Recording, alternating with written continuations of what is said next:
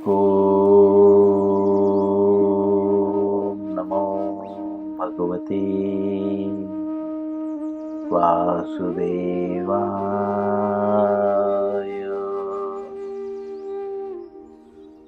ॐ नमो भगवते वासुदेवाय।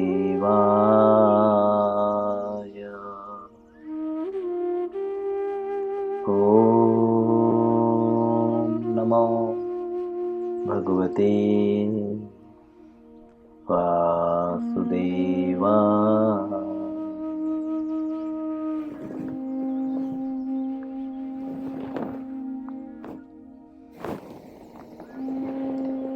श्रीमद् भगवद गीता यथारूप अध्याय 9। अध्याय का नाम है परम गुह्य ज्ञान। श्लोक संख्या 29। करीब आज इस श्लोक का तीसरा दिन है। कई दिन से हम इस श्लोक को पढ़ रहे हैं, इसीलिए हम लोग श्लोक पढ़ेंगे, शब्दार्थ ना पढ़ते हुए अनुवाद और तात्पर्य में प्रवेश कर जाएंगे, जहाँ पे हमने कल तात्पर्य समाप्त किया था। उसके आगे से सभी लोग मेरे पीछे श्लोकों को उच्चारण करने का प्रयत्न करें यथासंभव। आधा अधूरा ही सही, पर उच्चारण करने का प्रयत्न करें। बार बार उच्चारण करने से जो है शब्द सरल हो जाते हैं। उच्चारण करने से शब्दों का भावार्थ अर्थात अर्थ भी हमें समझ में आने लगता है। वैसे संस्कृत जो है देव भाषा है, देवताओं की भाषा है, इसलिए सुबह सुबह संस्कृत बोलना जो है हमारे हृदय की शुद्धि के लिए जो है सहायक होता है। तो इसलिए जो है हम प्रयत्न करेंगे। सम्मोहं सर्वभूतेषु न मे द्वेष्योऽस्ति न प्रियः ये भजन्ति तु मां भक्त्या मयि ते तेषु चाप्यहम्। पुनः सम्मोहं सर्वभूतेषु न मे दृश्योऽस्ति न प्रियः ये भजन्ति तु मां भक्त्या मयि ते तेषु चाप्यहम्। पुनः एक बार। सम्मोहं सर्वभूतेषु न मे द्वेष्योऽस्ति न प्रियः ये भजन्ति तु मां भक्त्या मयि ते तेषु चाप्यहम्। अनुवाद श्रील प्रभुपाद जी के द्वारा। मैं न तो किसी से द्वेष करता हूँ, न ही किसी के साथ पक्षपात करता हूँ। मैं सबों के लिए समभाव हूँ,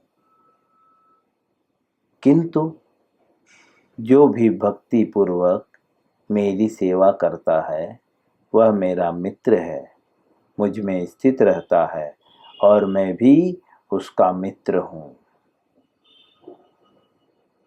ऐसा भगवान कह रहे हैं अर्जुन को कि मैं किसी का भी जो है पक्षपात नहीं करता और न किसी से द्वेष करता हूँ। लेकिन यहाँ पे किंतु शब्द का प्रयोग कर रहे हैं। किंतु जो भक्ति पूर्वक मेरी सेवा करता है बहुत सारे लोग हैं और सभी इनडायरेक्टली या डायरेक्टली भगवान की सेवा कर रहे हैं। जैसे मंदिर में पुजारी हुआ, ठीक है, लेकिन भगवान उसको कब अपना मानते हैं? जब वह भक्ति पूर्वक करता है। अगर वह भक्ति पूर्वक कोई कार्य नहीं करता, चाहे वह भगवान के लिए ही क्यों ना कर रहा हो, जैसे मंदिर में पुजारी भगवान को कुछ चढ़ा रहा है, लेकिन अगर वह भक्ति पूर्वक नहीं चढ़ा रहा है तो भगवान जो है उस चीज को स्वीकार नहीं करते। ऐसा हम पिछले श्लोक में भी पढ़ चुके हैं। पत्रम पुष्पम फलम त्वयं यो में भक्त्या प्रयच्छति। भगवान सब स्वीकार करने के लिए, एक पत्ता भी स्वीकार करने के लिए तैयार है, लेकिन कब? जब भक्त्या, भक्त जब प्रेम से और भक्ति से उन्हें समर्पित किया जाए। चलिए, तात्पर्य में श्रील प्रभुपाद जी इस श्लोक की व्याख्या करते हुए कहते हैं, हम आधे तात्पर्य में पढ़ चुके हैं। श्रील प्रभुपाद जी कहते हैं, ऐसे ही भक्तों का यहाँ पे उल्लेख है।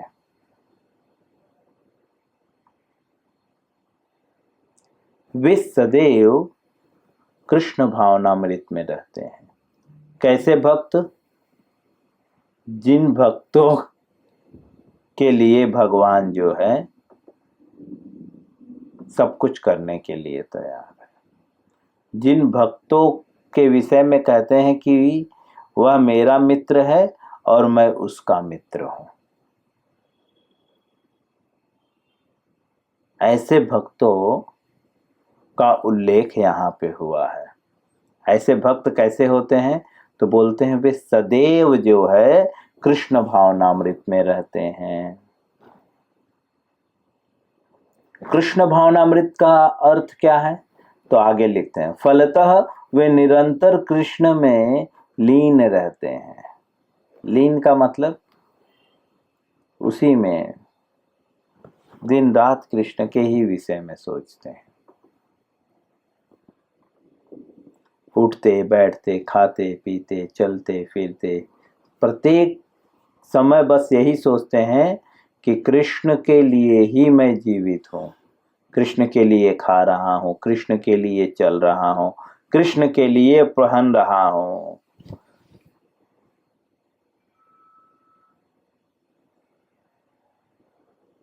वह जो कार्य करता है उसके मन स्थिति यही रहती है कि इससे कृष्ण प्रसन्न होंगे।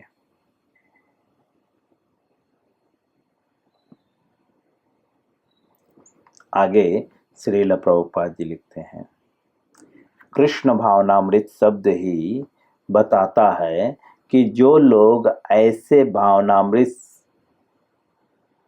में रहते हैं वे सजीव आध्यात्मिक हैं।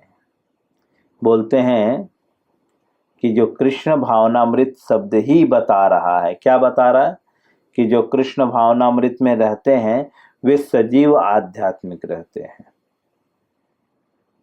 यहाँ पे सजीव शब्द आया है। प्रभुपाद जी सजीव शब्द का जो प्रयोग करते हैं, तो सजीव और निर्जीव, आप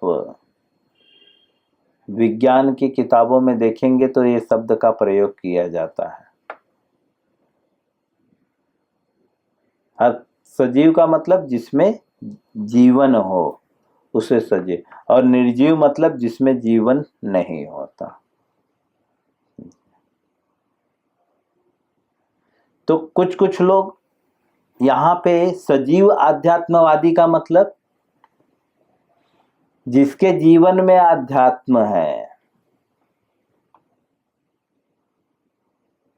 कुछ लोग सिर्फ आध्यात्मवादी दिखते हैं लेकिन निर्जीव, मतलब उनके अंदर आध्यात्मिकता नहीं होती, बाह्य रूप से। इसीलिए यहाँ पे बोलते हैं वे सजीव आध्यात्मवादी हैं। अर्थात उनके जीवन में भी आध्यात्मिकता है।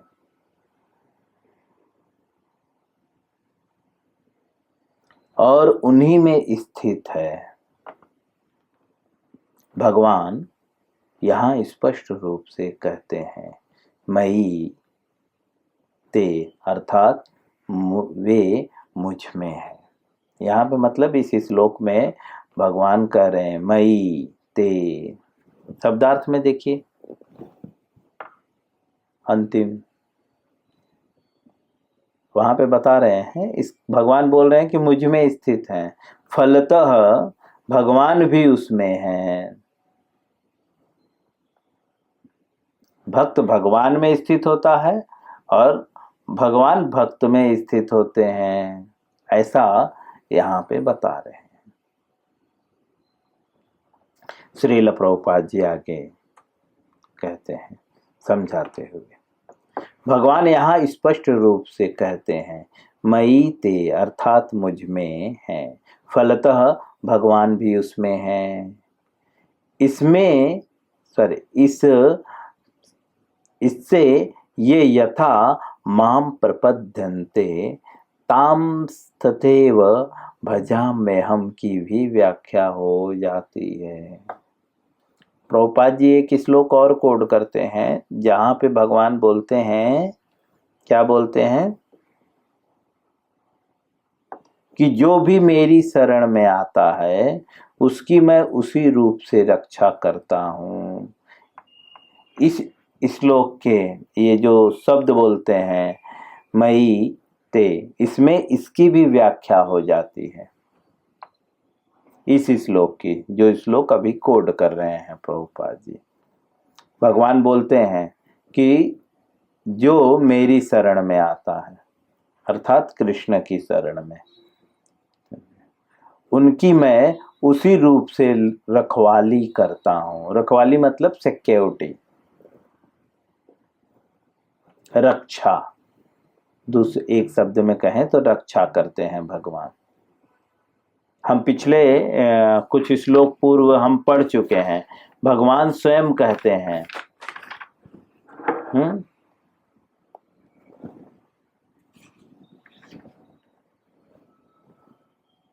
अनन्यस चिंतयन्तो माम ये जना परुपासते तेषां नित्याभियुक्तानां योगक्षेम वहाम्यहम्।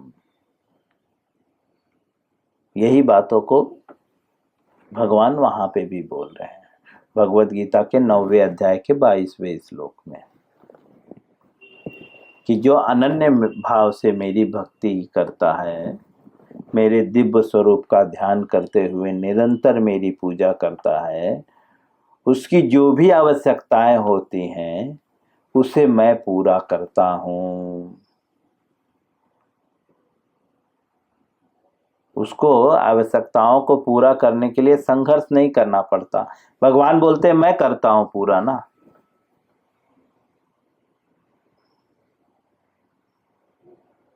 और बोलते हैं उसके पास जो कुछ है ना उसकी मैं रक्षा भी करता हूं।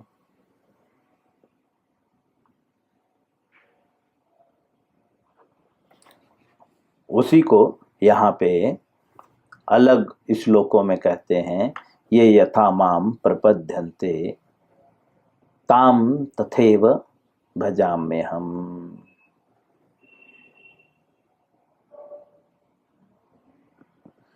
श्रील प्रभुपाद जी आगे लिखते हैं, यह दिव्य आदान प्रदान भाव विद्यमान रहता है, क्योंकि भक्त तथा भगवान दोनों सचेतन हैं। जब हीरे को उदाहरण देते हैं, जब हीरे को सोने की अंगूठी में जड़ दिया जाता है तो वह अत्यंत सुंदर लगता है। इसमें सोने की भी महिमा बढ़ जाती है, किंतु साथ ही हीरे की भी महिमा बढ़ती है। भगवान तथा जीव निरंतर चमकते रहते हैं। जीव और भगवान जो है निरंतर चमकते रहते हैं।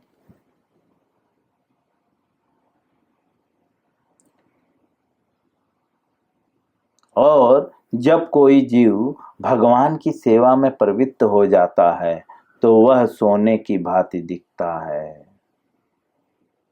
दूसरे एक्चुअली प्रभुपाद जी ये जो एग्जाम्पल दे रहे हैं हमें समझाने के लिए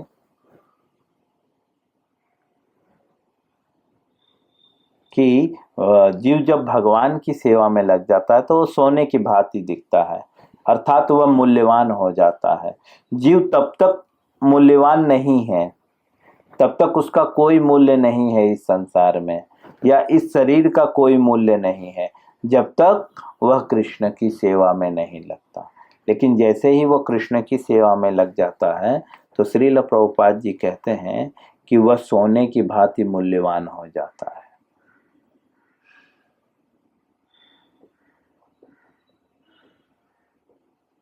भगवान हीरे के समान है, जीव जो है सोने के समान है, सोने के समान हो जाता है और भगवान हीरे के समान है। अतः जब संयोग अति उत्तम होता है, श्रील प्रभुपाद जी बोलते हैं अतः यह संयोग जो है अति उत्तम होता है, मतलब हीरे और सोने का संयोग।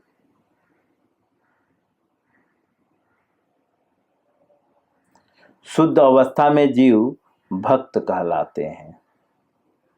जब जीव जो है शुद्ध अर्थात प्योर हो जाता है तो वह भक्त कहलाते हैं।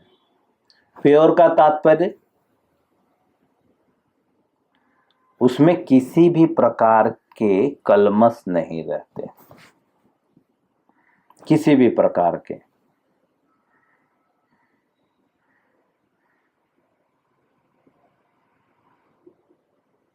काम, क्रोध, लोभ, मोह ये सब अनेक प्रकार के कलमश हैं जिससे जीव ग्रस्त है। जब वह इन कलमशों से मुक्त हो जाता है, या जो जिस जीव में यह कलमश नहीं होते ऐसे जीव को शुद्ध कहते हैं, या जिसमें से यह कलमश खत्म हो जाते हैं ऐसे जीव को शुद्ध कहते हैं। और जीव जब शुद्ध अवस्था में हो जाता है तो उसे भक्त कहते हैं।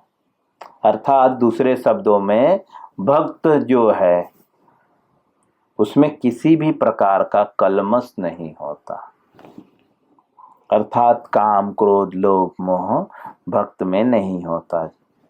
यहाँ पे अब एक शब्द में कहें जो स्वयं को भक्त कहलाते हैं, जो कहते हैं कि हम भक्त हैं, तो उन्हें यह ध्यान रखना चाहिए कि हमारी अवस्था शुद्ध होनी चाहिए, छल कपट भी नहीं होना चाहिए। ये भी कलमश हैं एक प्रकार के। भक्त के हृदय में छल कपट भी नहीं होना चाहिए, क्योंकि ऐसे जगह पे भगवान नहीं रहते। जिनके कपट दंभ नहीं माया, तिनके हृदय बसे रघुराया।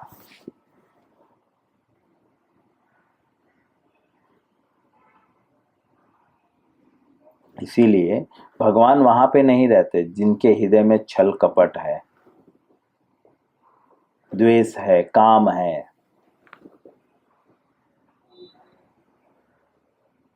भगवान श्री रामचंद्र जी के प्रसंग में यह आता है, जब रामचंद्र जी वनवास जाते हैं तो एक महात्मा से पूछते हैं कि हम कहाँ रहें, रहने का स्थान बताइए। तब वहाँ पे वे भगवान को कहते हैं कि आप कहाँ पे रहिए। बोलते हैं काम न क्रोध न मान न मोहा, लोभ न क्षोभ न राग न दोहा, जिनके कपट दंभ नहीं माया, तिनके हृदय बसहु रघुराया। बोलते हैं आप कहाँ पे रहिए। बोलते हैं जहाँ पे काम न हो, जहाँ पे क्रोध न हो, जिनके हृदय में कपट दंभ और माया न हो। माया मतलब मैं और मेरा, वास्तव में यही माया है, मैं और मेरा। बोलते जिनके हृदय में माया ना हो उनके हृदय में आप रहिए। या उस स्थान पे आप रहिए।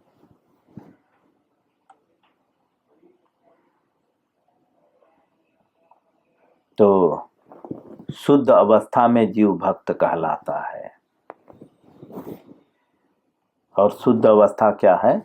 जो सभी प्रकार की इच्छाओं से मुक्त है, व्यक्तिगत लाभ की आकांक्षाओं से रहित।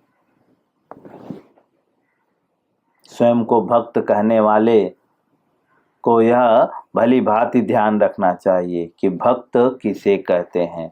इसीलिए प्रभुपाद जी स्पष्ट कर रहे हैं, भक्त कौन कहलाता है? जो शुद्ध अवस्था में होता है। श्रील प्रभुपाद जी आगे लिखते हैं, परमेश्वर अपने भक्तों के भी भक्त बन जाते हैं।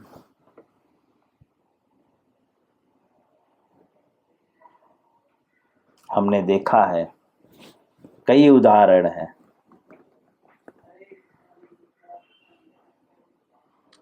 आगे श्रील प्रभुपाद जी लिखते हैं, मैं ये तात्पर्य समाप्त करने का प्रयास करूंगा, आज ये श्लोक कंप्लीट करूंगा।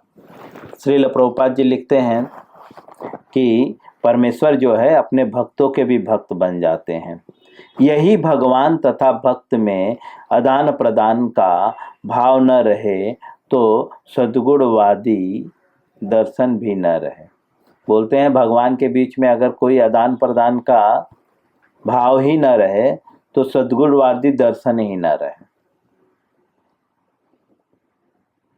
मायावादी दर्शन में परमेश्वर तथा जीव के मध्य ऐसा आदान प्रदान का भाव नहीं मिलता, किंतु सद्गुणवादी दर्शन में ऐसा होता है। सतगुण को विभाजित करेंगे तो सतोगुणवादी, मायावादी अर्थात जो सतोगुणवादी होते हैं वे भगवान को साकार रूप मानते हैं। तो प्रभुपाद जी कहते हैं कि अगर साकार रूप है तो आदान प्रदान होगा ही ना, लेकिन अगर आदान प्रदान ही नहीं होगा तो फिर सद्गुण दर्शन ही नहीं, अर्थात ये सिद्धांत ही नहीं कि भगवान का स्वरूप होगा। जैसा कि मायावादी कहते हैं भगवान निराकार है, क्योंकि मायावादी भगवान को निराकार मानते हैं, इसके लिए भगवान के साथ उनका आदान प्रदान का भाव नहीं मिलता। श्रील प्रभुपाद जी आगे लिखते हैं, प्रायः यह दृष्टांत दिया जाता है कि भगवान कल्प वृक्ष के समान है और मनुष्य इस वृक्ष से जो भी मांगता है भगवान उसकी पूर्ति करते हैं। किंतु यहाँ पर जो व्याख्या दी गई है वह अधिक महत्वपूर्ण है। यहाँ पर भगवान को भक्त का पक्ष लेने वाला कहा गया है। प्रभुपाद जी कहते हैं, लोग प्रायः यह दृष्टांत दिया जाता है, मतलब प्रायः लोग ऐसा कहते हैं कि भगवान कल्प वृक्ष के समान है, अर्थात जो भगवान से जो कल्प वृक्ष की खासियत क्या है, उससे जो मांगोगे वो मिल जाएगा। लेकिन प्रभुपाद जी बोलते हैं इससे भी अधिक महत्वपूर्ण यह है कि भगवान यहाँ पे स्वयं को बोलते हैं कि मैं पक्ष लेता हूँ। ऐसा कहा जा रहा है। किसका पक्ष लेते हैं? भक्त का।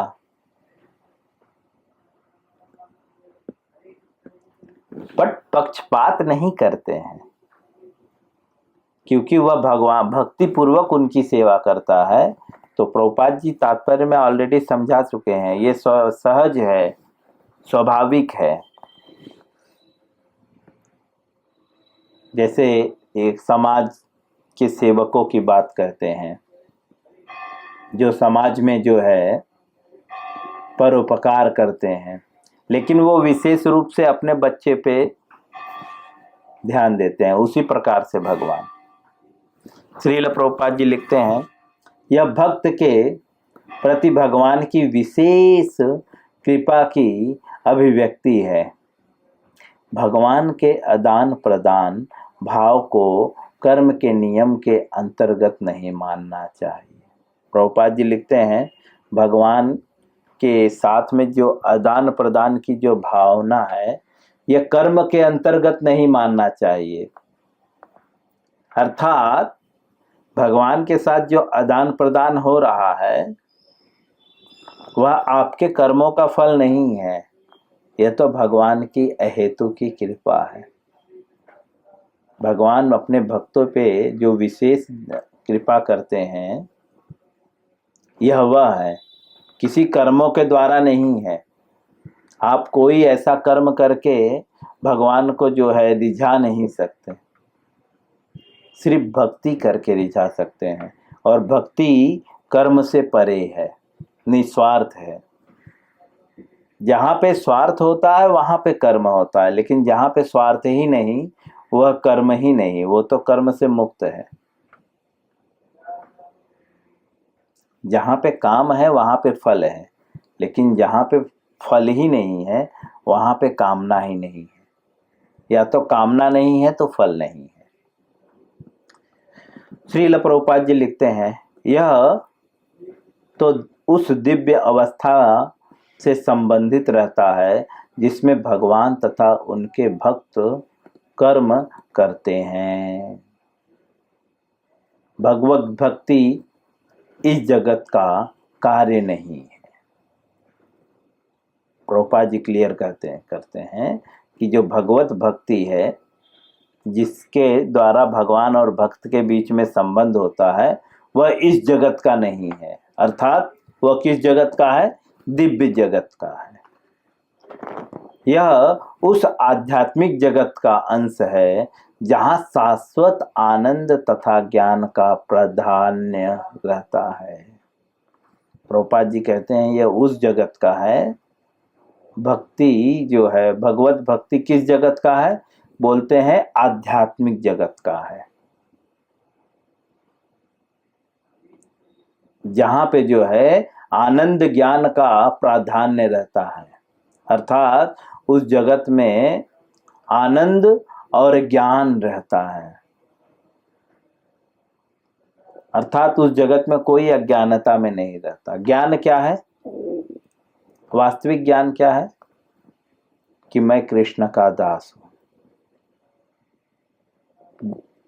अपने वास्तविक स्वरूप के विषय में जानना वास्तविक ज्ञान है। और जीव का वास्तविक स्वरूप क्या है?